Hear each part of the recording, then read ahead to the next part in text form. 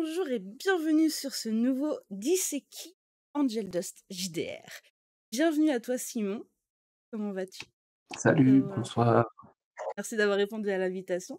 Et pour merci commencer, beaucoup. tu peux raconter un peu comment t'en es venu à la création d'Angel Dust. C'est quoi le parcours? Longue histoire. Merci, déjà merci beaucoup pour l'invitation. C'est très cool, de se retrouver à discuter à nouveau avec toi.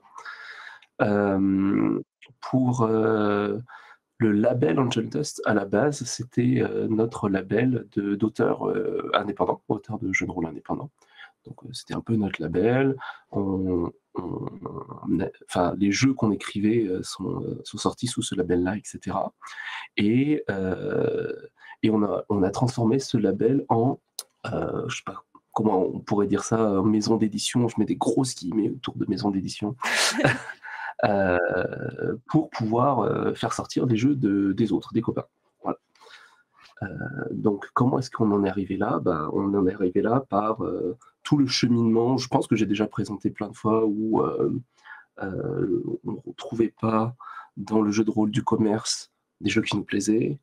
On a commencé à écrire, on a commencé à se renseigner, on a commencé à fréquenter des forums de créateurs de jeux de rôle, notamment, alternatifs, narratifs, et cetera. Et donc de fil en aiguille, on en est venu à publier un premier jeu, puis un deuxième, et cetera. Ce qui a un peu fait, grossir, on va dire, la collection sous ce label-là. Et ensuite, bah, maintenant l'idée c'est de transmettre aussi d'autres choses que ce que nous on peut faire. Heu et parce qu'il y a plein de gens qui sont très talentueux et qui se demandent aussi de comment sortir ces jeux, donc voilà, Un peu le proposer votre cheminement, expérience personnelle dans l'édition voilà. pour ceux qui font qu'écrire pour le moment. Ouais, il y a un côté comme ça, ouais. Tout en gardant notre patte, quoi, tout en gardant ce label-là, quoi. Quoi les moments clés pour arriver jusqu quoi le déclic? Il y a pas eu de déclic comme ça, là, clac, il faut qu'on monte une boîte. Il y Je a comprends pas. il y a eu plein de petits, il y a eu plein de petits moments, quoi, qui font que, aujourd'hui, on a envie de pousser d'autres personnes que nous à sortir leurs jeux. Heu, je pense que ça a commencé avec, un événement qui, à mes yeux, est, un échec relatif, on va dire, qui est, la sortie de la première version de Héros d'Argile. Donc, la première version de Héros d'Argile, on a été édité par, un éditeur. On n'a pas eu une très bonne expérience avec cet éditeur-là.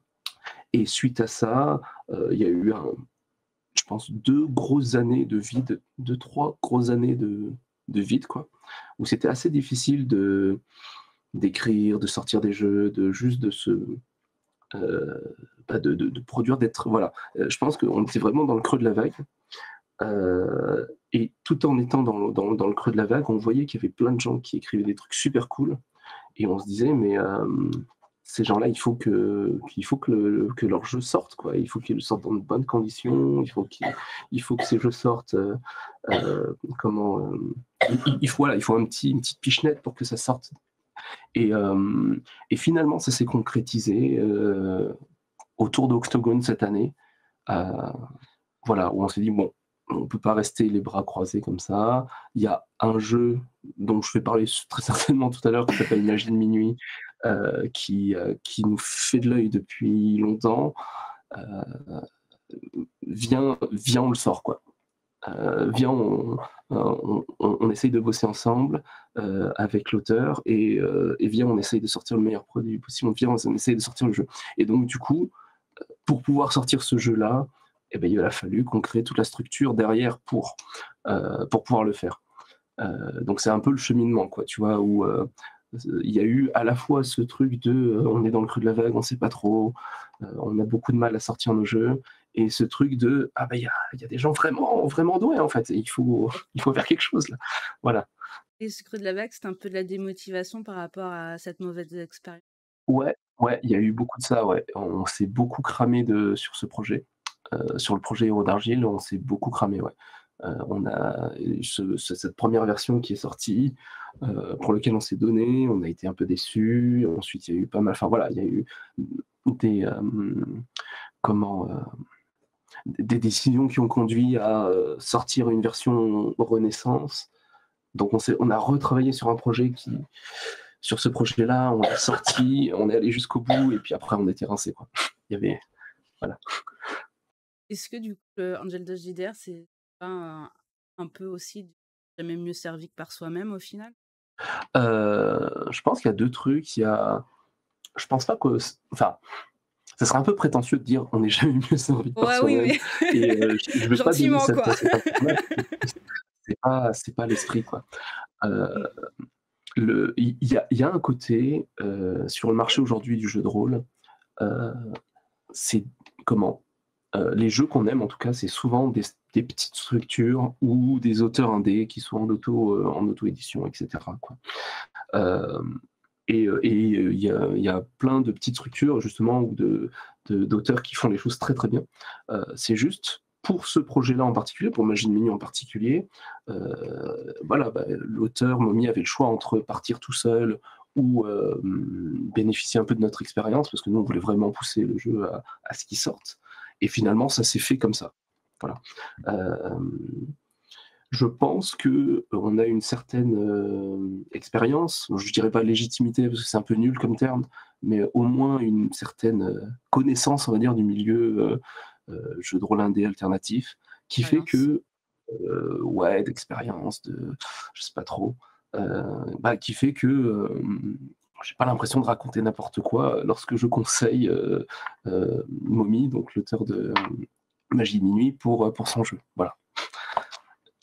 Après, est-ce qu'on n'est jamais mieux que servi par soi-même? En tant qu'auteur, auto-édité, indépendant, et cetera, je dirais oui, évidemment, on n'est jamais mieux servi par soi-même. Je veux dire, mais il y a un côté prétentieux que je voulais pas, tu vois, mettre en Ah, je avant. voyais pas ça prétentieux, moi, juste, en mode, quand ça va pas, bah, autant le faire soi-même, enfin, quand les choses conviennent pas, soi-même, forcément, ça convient mieux. Voilà.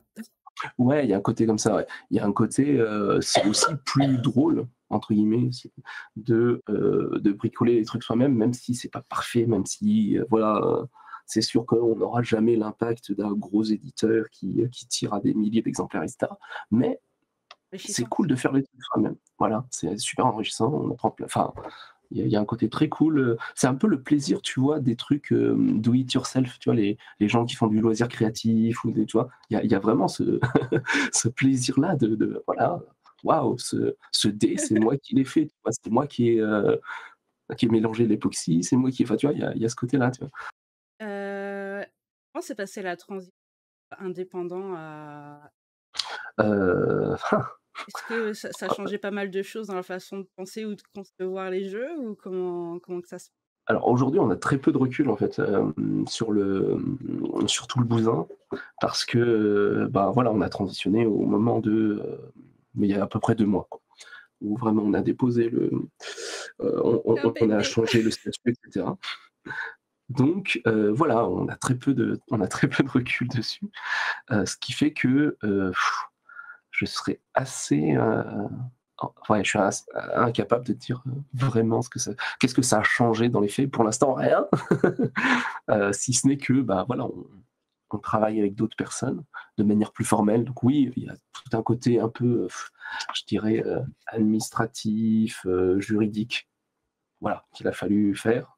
Donc changer le statut, écrire des contrats, enfin, tu vois, ce C'est genre pas de drôle. trucs, voilà, pas très, très drôle.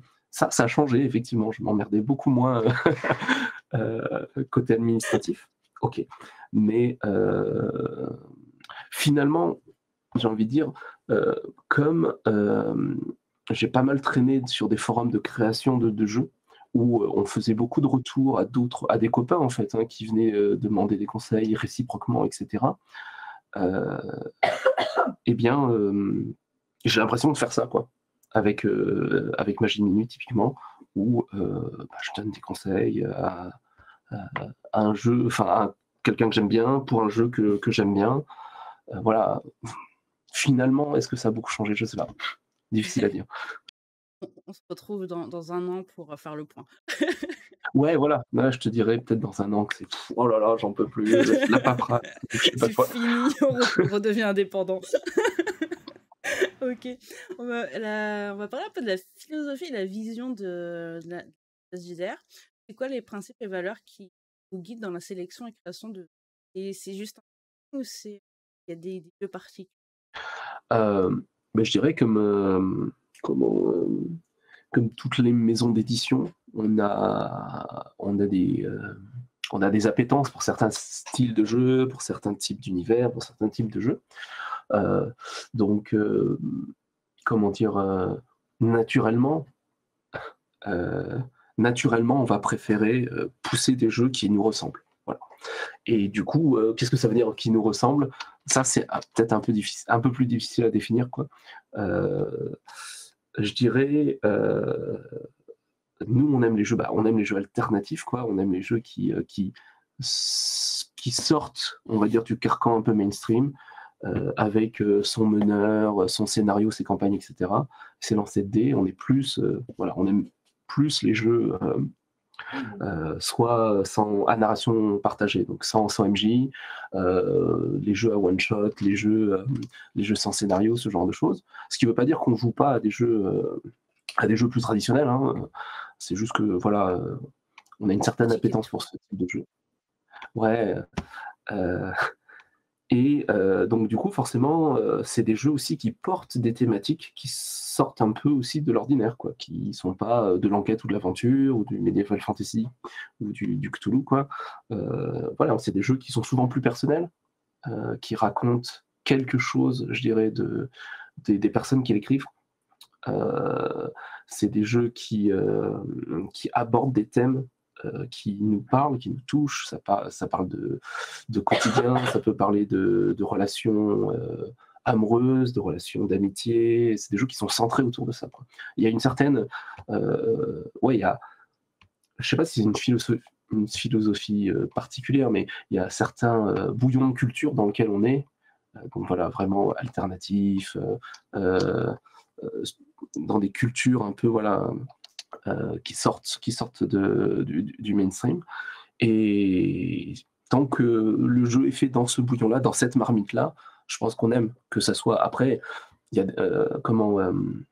tu peux avoir des modalités très différentes entre, heu, voilà, des jeux purement narratifs sans MJ et cetera, heu, et des jeux beaucoup plus, traditionnels. S'ils sont faits dans cette marmite-là, je pense qu'on va aimer, tu vois? Et donc, c'est vraiment cette saveur-là. Je file la métaphore culinaire parce que je pense que ça me parle.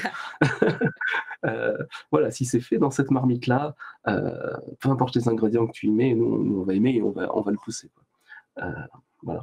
Comment se déroule le processus de développement de jeu? Ça se passe? Ouais, comment ça Et s'est est-ce qu'il y passé aura des pour, ouais, Magie? comment est-ce qu'il y aura des Alors choses Magie améliorées Mini, pour c'est le assez prochain? alors pour Magie Mini, c'est assez particulier.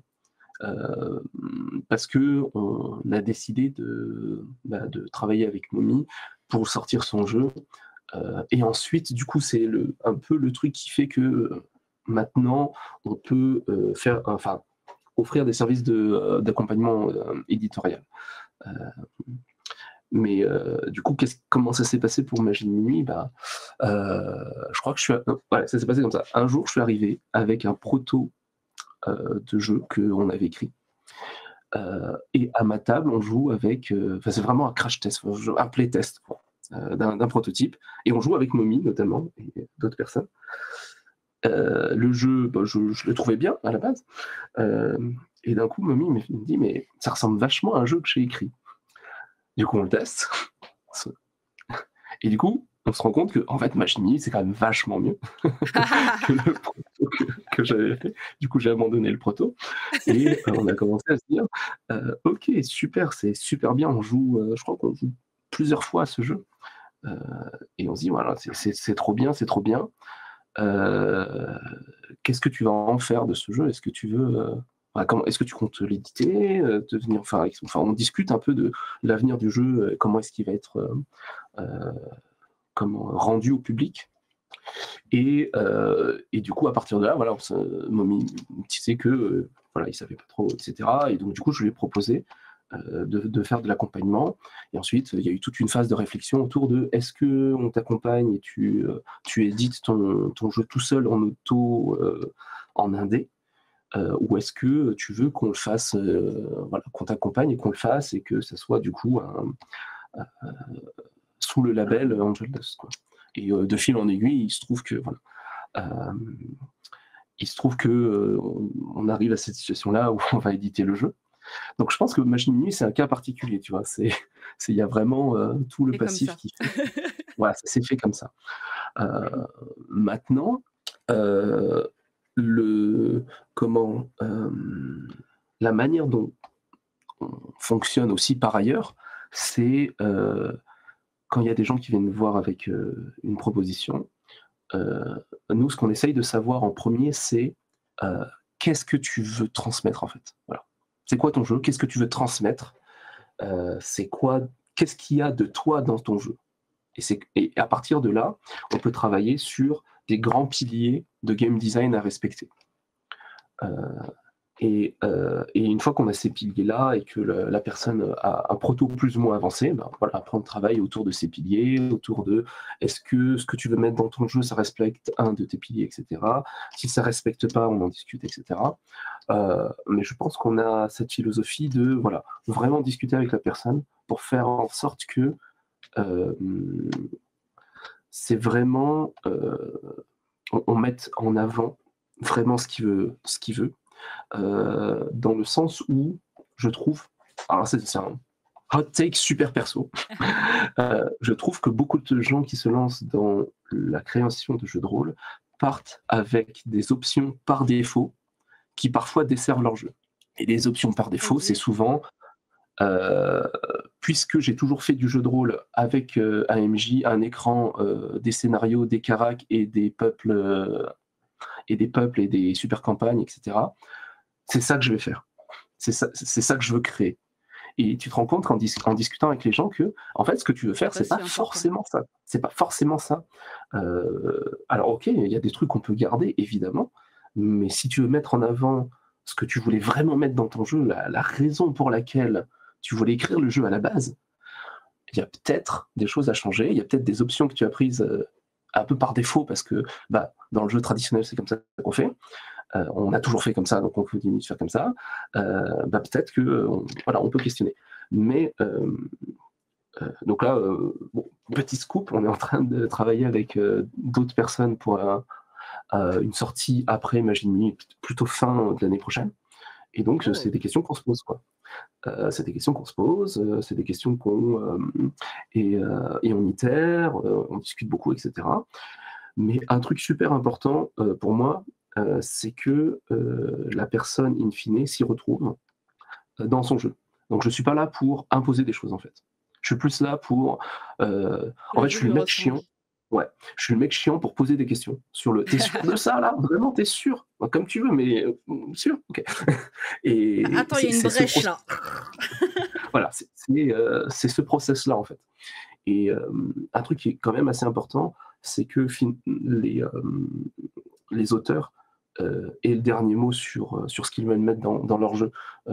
Venant de la scène indé, venant de auteurs indépendants, etc., auto-édités, c'est super important pour moi de ne pas enlever, par ma position d'autorité, entre guillemets, d'enlever quelque chose enfin, ou de spolier la personne de quelque chose, quoi. Donc c'est super important pour moi que dans ces discussions-là, l'auteur, à la fin, me dit ok, Ouais. je fais ce choix-là, mais je le fais en conscience et je veux que ça soit comme ça. Et je peux ne pas être d'accord, mais c'est pas grave, tu vois. Ce qui est important, c'est qu'on ait poussé le raisonnement jusqu'au bout. Et ça va être la même chose pour le produit final, quoi, parce que on fait des jeux, mais les jeux sont aussi des produits, des produits que tu achètes. Ça peut être des livres, des cartes, voilà, des dés, etc. Et ben on va aller jusqu'au bout de la démarche, quoi, de dire ok, tu veux ce type de livre-là. Pourquoi tu veux ce type de livre-là? Est-ce que tu vois? Et on pousse, et puis à la fin on fait un choix. C'est vraiment comme ça qu'on travaille et qu'on a envie de travailler avec les gens. Donc voilà. Je sais pas si ça répond beaucoup à ta question, mais Si. c'est comme Bah, ça qu'on procède. Les défis accomplissements. Est-ce que jusqu'à maintenant, vous avez eu des obstacles à relever, déjà ou c'est L'administratif. L'administratif, déjà ce mot-là, il donne de l'urticaire. voilà, heu, Des solutions c'est jamais drôle. pour régler ça ou Internet est ton meilleur ami pour encore toutes des les questions fois, que c'est un tu peu te poses sur les, contradictoire. formulaires, 1475E, Google est ton ami. Non, mais voilà. Heu, Est-ce que jusqu'à maintenant, il y a déjà eu des réalisations, des fiertés qui t'ont fait ou on en reparlera après Magie de minuit? Ouais, on en reparlera après, mais après, un truc dont je suis super fier, c'est d'avoir fait ça, en fait, d'avoir sauté le pas. Je pense que si on n'avait pas fait ça, on aurait continué un peu dans le creux de la vague, à pas trop savoir, ce qu'on allait faire, à trouver nos jeux, nuls par rapport à ceux des autres. Enfin, voilà, je pense que ne serait-ce que, d'avoir fait ça, ça brisait une sorte de cercle vicieux dans lequel on s'était, mentalement inscrit, quoi. Donc ça, c'est une grosse victoire. Ouais, ça donne un gros coup de pied aux fesses. Maintenant, il y a des gens qui attendent après nous pour que leur jeu sorte, et Il y a du monde? c'est super encourageant en tout cas. Il y a non, je Motivant? dirais pas qu'il y a du monde, mais c'est très motivant en tout cas de travailler pour des gens, pour d'autres personnes, de mettre en relation, des personnes aussi, notamment, bah, pour Magie de Nuit, le jeu va être illustré par, Ulver, donc l'illustratrice de, Héros d'Argile V2 là, la personne qui a fait ce truc magnifique. Ah! Heu, voilà, Talent et à du l'état coup pur. mettre en Je exactement, suis fan. et mettre en contact Ulver et Momi, Heu, bah, ça c'est un truc qui m'a fait super plaisir parce que, j'ai l'impression que c'est 2 personnes qui s'entendent sur le plan artistique, et ensemble, ils vont faire des trucs incroyables, ils vont produire des illustrations incroyables sur le jeu, quoi, et ça fait partie un peu des fiertés aussi de dire: «Ah, bah, j'ai contribué à faire rencontrer des gens», et ça, c'est cool. Tu as rendu l'alchimie possible, hein. J'espère en tout cas, j'espère. Bah, du peu que j'ai vu, ça a l'air plutôt pas mal, hein, mais on en reparlera d'ici une Et non, mais voilà, quand je disais qu'il y a des gens très talentueux, beaucoup plus talentueux que nous, qu'il faut vraiment faire, qu'il faut pousser sur le devant de la scène, c'est de ça dont je parle. OK.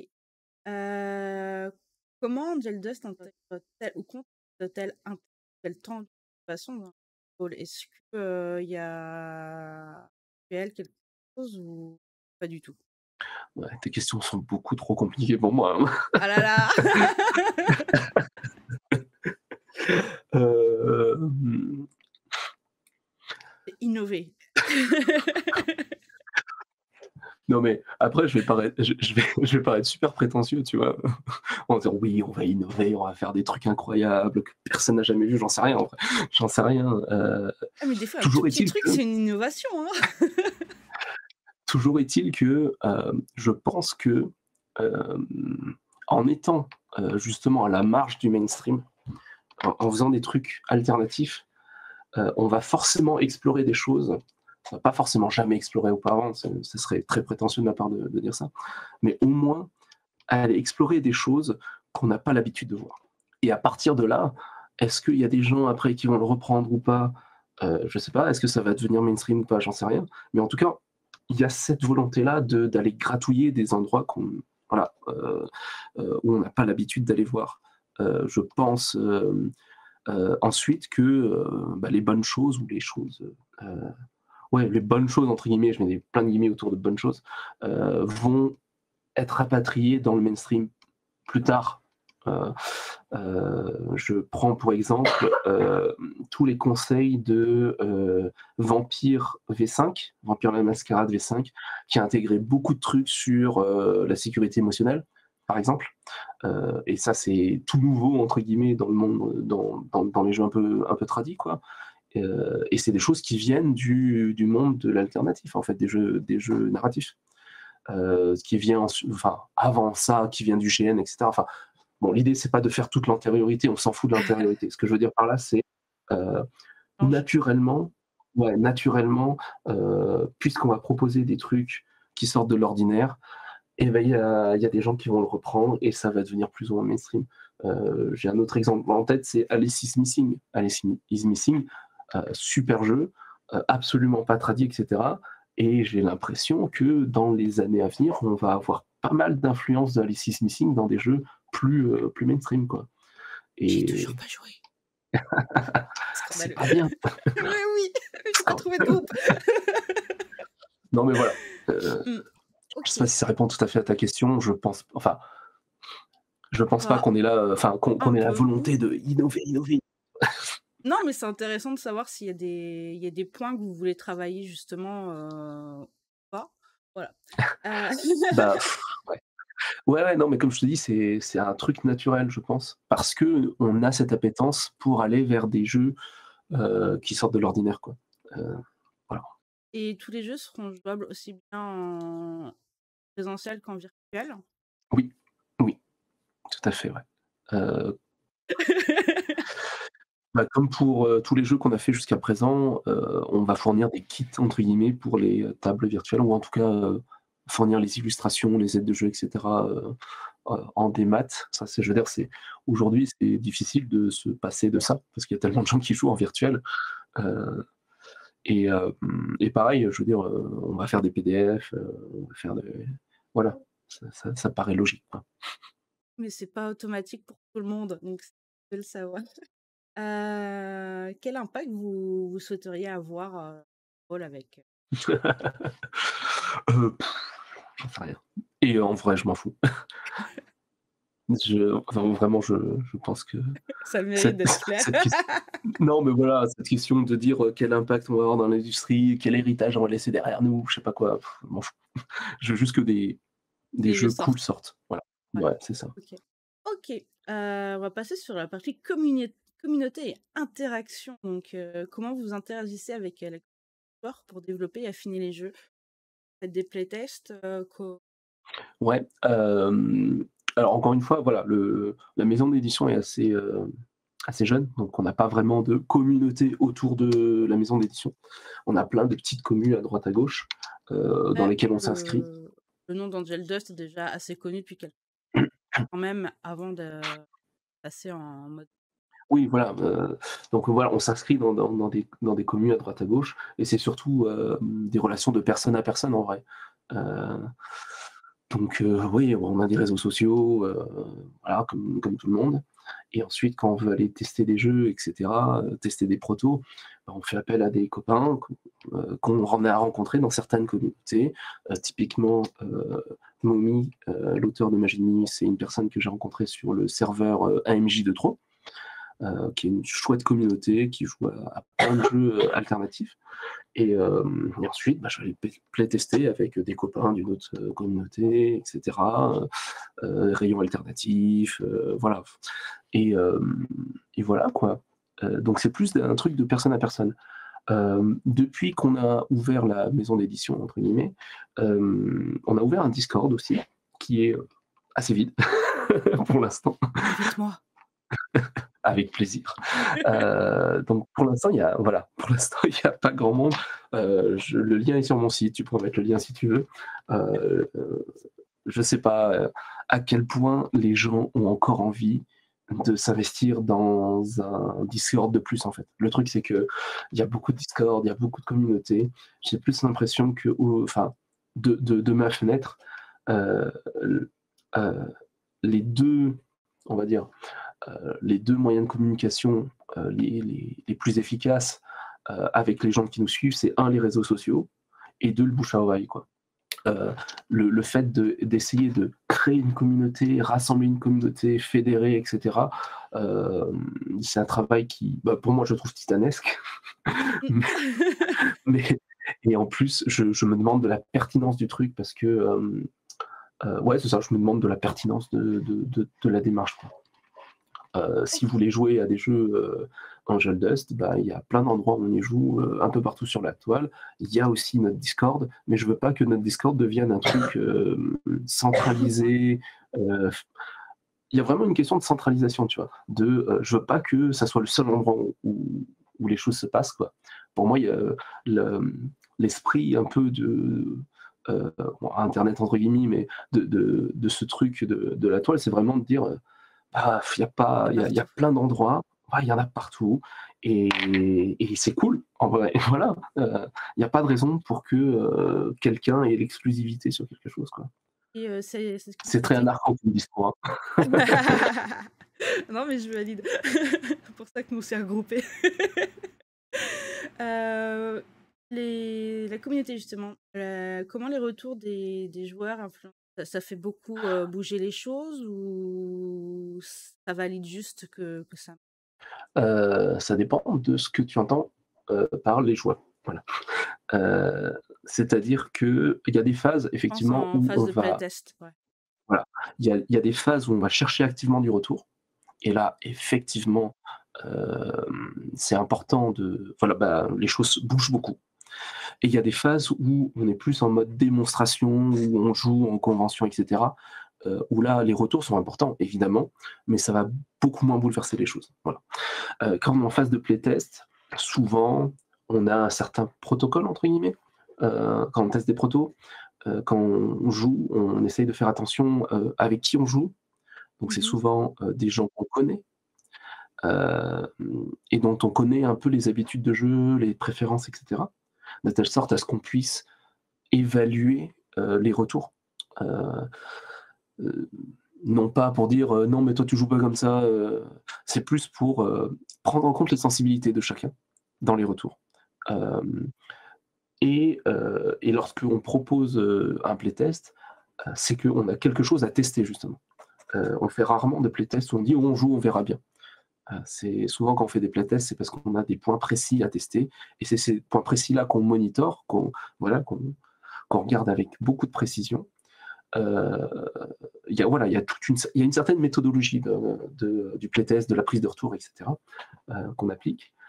Ce qui fait qu'au sortir de ces playtests-là, souvent les jeux sont très souvent modifiés quand même. Si ce n'est le jeu, au moins la manière de présenter le jeu. Parce que la partie, bah, comme vous le savez, comme tu le sais, la une partie de jeu de rôle, la manière dont elle se déroule dépend non évidemment des joueurs et cetera, mais dépend beaucoup de la manière dont on a présenté les choses en amont. Pour des gens qui connaissent pas le jeu en question, par exemple, Mmh. la manière dont on a présenté les règles, heu, l'ordre, l'importance qu'on attache à certaines choses et cetera, bah, ça va donner des parties très différentes, dépendant dans quel ordre tu vois? Donc nous, on fait aussi pas mal de playtests sur comment présenter le jeu. On présente, voilà, on teste, la manière de présenter le jeu. Heu et ça, bah, voilà, ça va beaucoup changer bah, ça va beaucoup changer la manière dont les règles vont être écrites, les exemples vont être formulés et cetera, voilà. Donc il y a tout un process, ouais, autour du playtest. Et le futur, c'est le tout début. C'est quoi la vision du futur, pour plein de jeux? Sortir le plus de jeux cool possible. C'est vrai? Bah, ouais, Genre de tant qu'à faire. 2024, vous espériez pouvoir en sortir combien?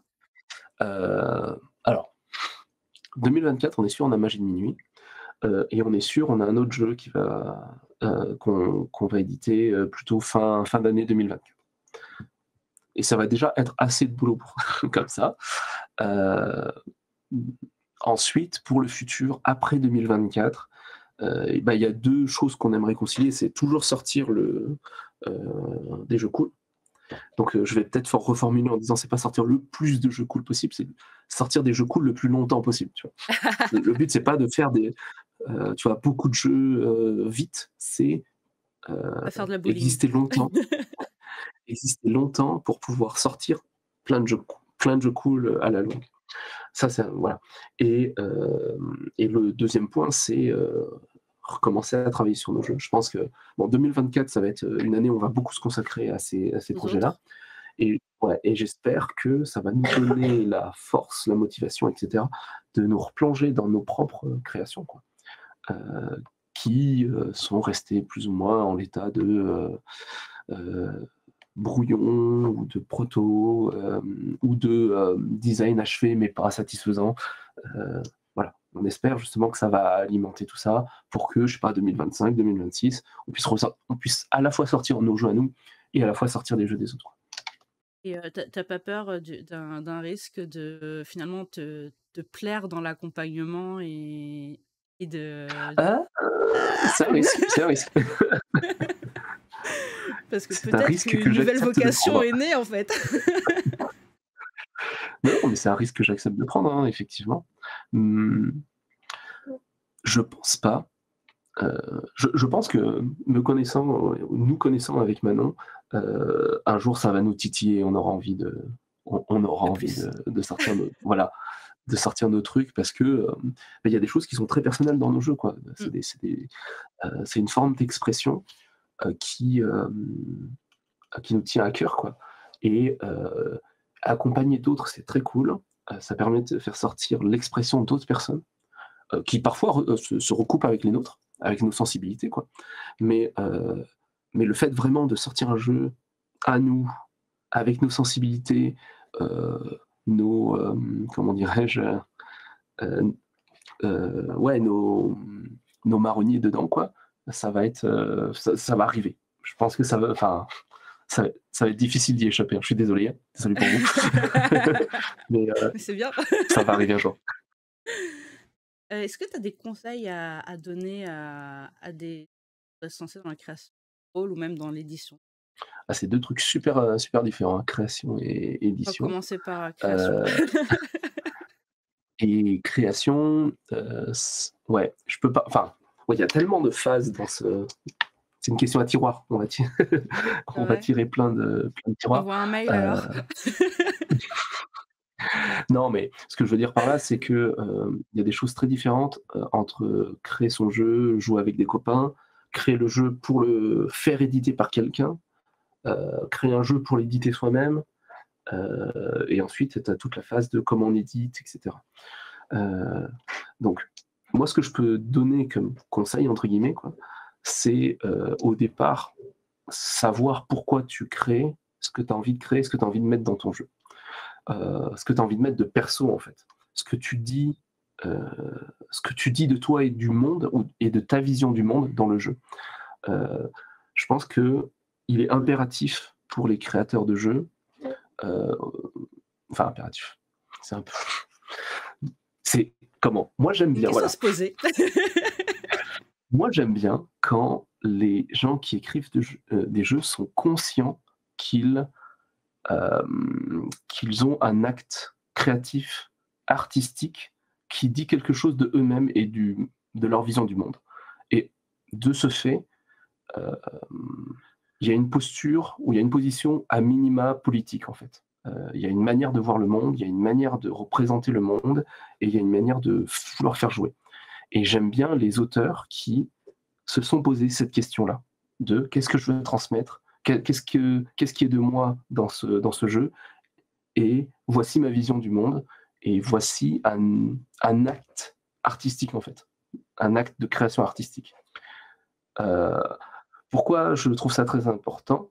Parce que ça permet ensuite de rebondir sur est-ce que mes choix sont pertinents?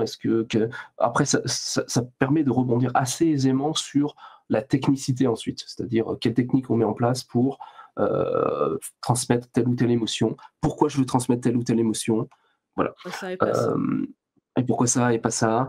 Et pourquoi est-ce que dans ce jeu, je veux mettre tel type de peuplade? Qu'est-ce que ça veut dire? Quelle relation on a, etc. Voilà, ce genre de questions, de questionnement-là, en amont. Alors évidemment, il ne faut pas refaire le monde, etc. Au bout d'un moment, il faut se lancer, tu vois. C'est ça.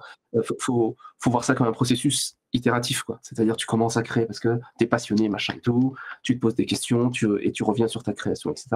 Donc, il y a vraiment un processus itératif. Mais je trouve que la technicité de la création euh, est facilitée par le fait qu'on se soit posé des questions en amont. Pour éviter, justement, comme je disais plus tôt, d'avoir des automatismes. Du genre, on fait comme ça, tout le monde a fait comme ça, le jeu de rôle c'est comme ça, donc on fait comme ça. Peut-être que c'est pertinent dans ton cas, mais peut-être que ça l'est pas. Peut-être que voilà. Et le fait d'avoir fait ce cheminement intellectuel là avant, ça aide grandement.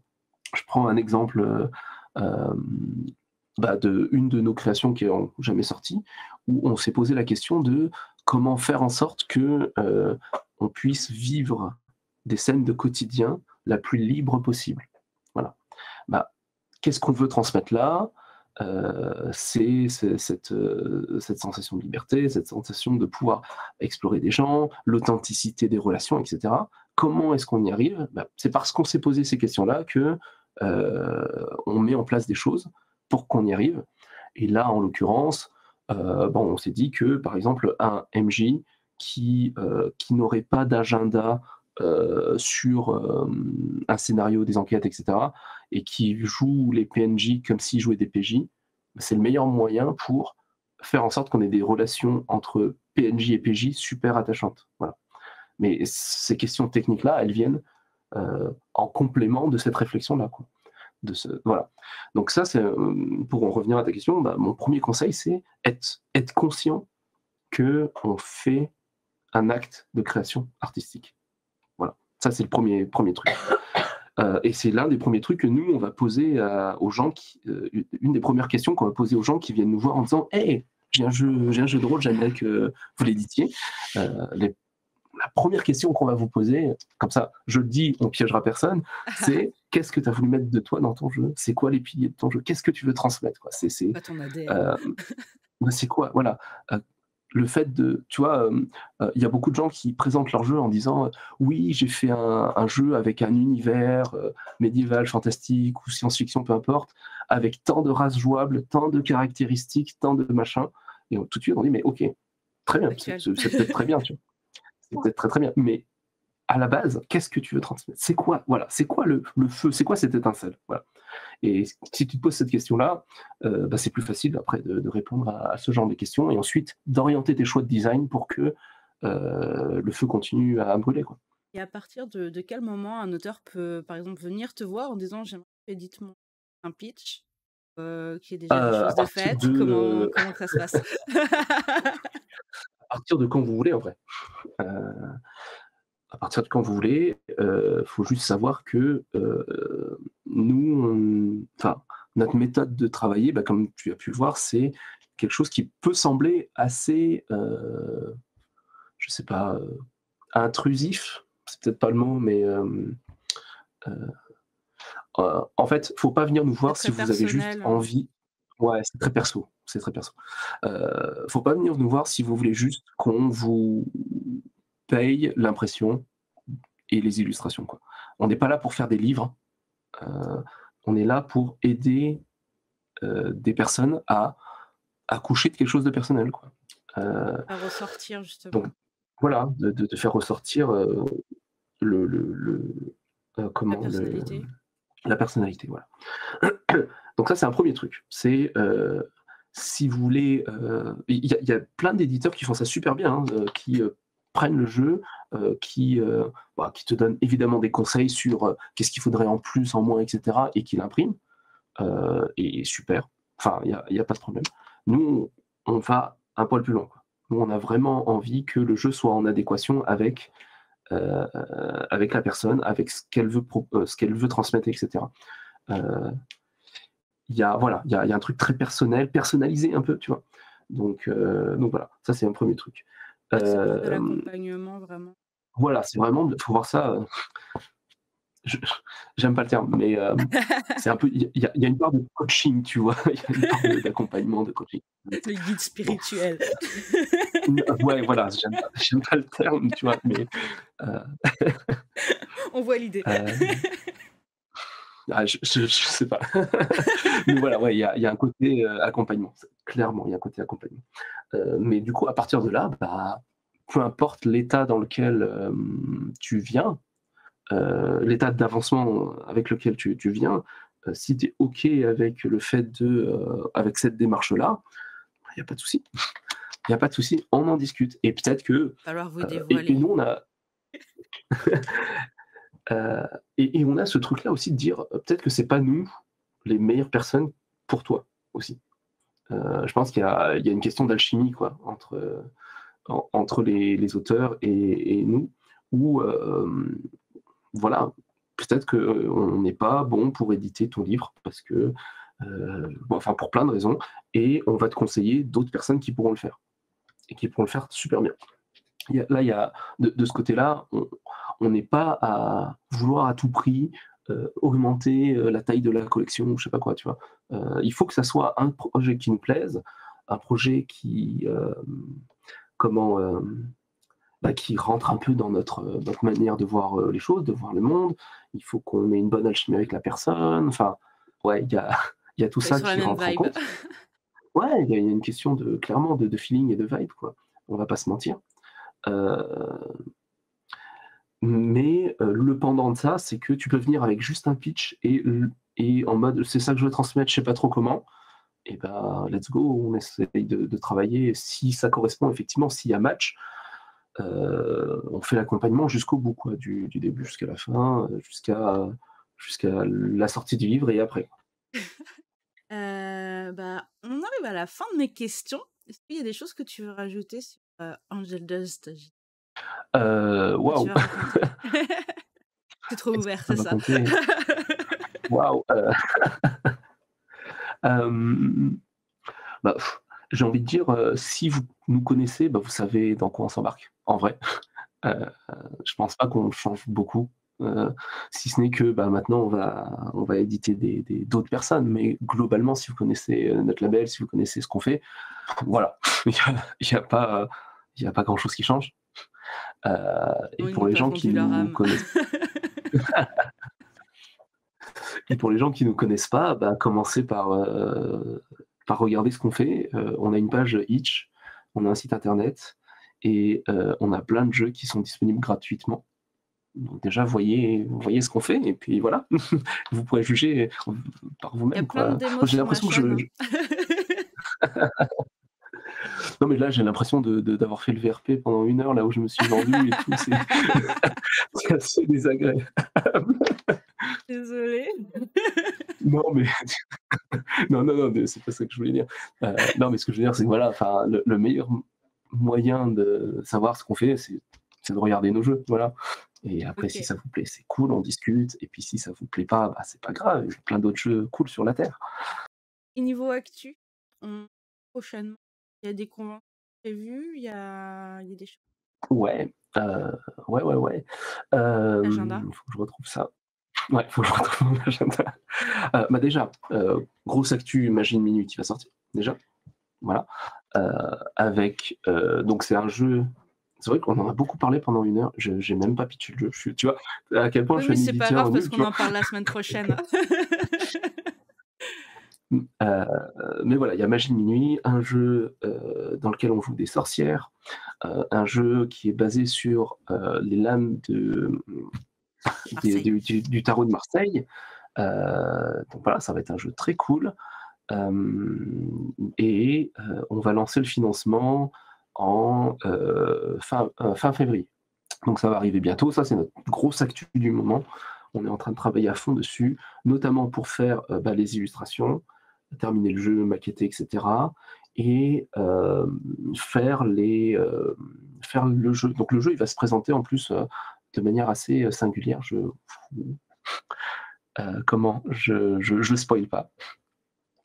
Mais voilà, il y a toute une préparation, on va dire matérielle des choses qui va arriver, qu'on est en train de faire. Donc ça, c'est la grosse actu et ensuite, bah, on va être dans certaines conventions et je sors mon calendrier et je te dis exactement où. Ah ah ah!